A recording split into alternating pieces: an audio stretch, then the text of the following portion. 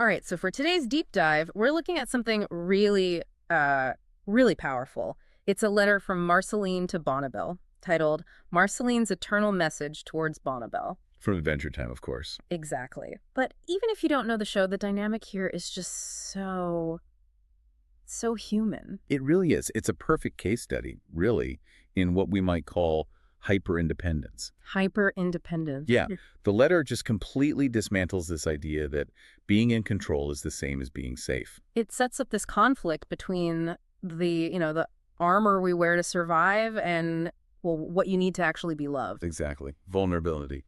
And the writer just nails that feeling of exhaustion. It doesn't come across as heroic at all. It feels desperate. There's that line describing holding worlds together with your hands shaking and your heart locked tight. That imagery. It's visceral. It is. It paints this picture of someone who is just trying to stay sharp enough, fast enough, alone enough. Alone enough. That's the key phrase, isn't it? I think so. Because the letter actually gives a diagnosis for why this is happening. There's this one line that just anchors the whole thing. Which one? You learned to be brilliant so you wouldn't have to be held. Wow. Yeah.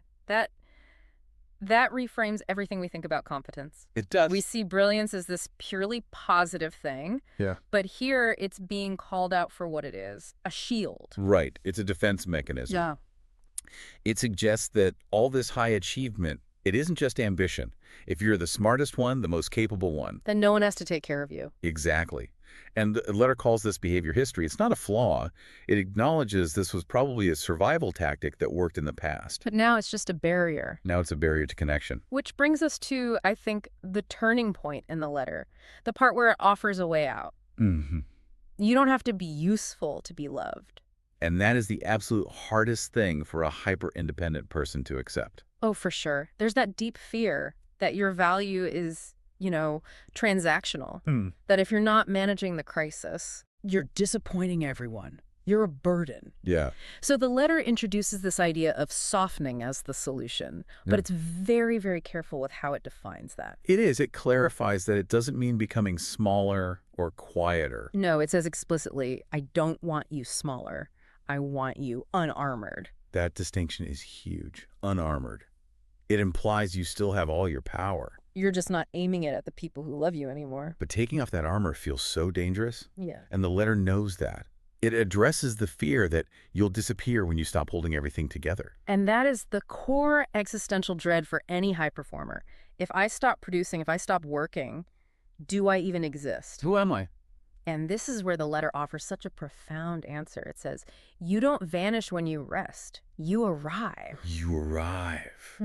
That suggests the person you are when you're busy, when you're calculating and managing everything.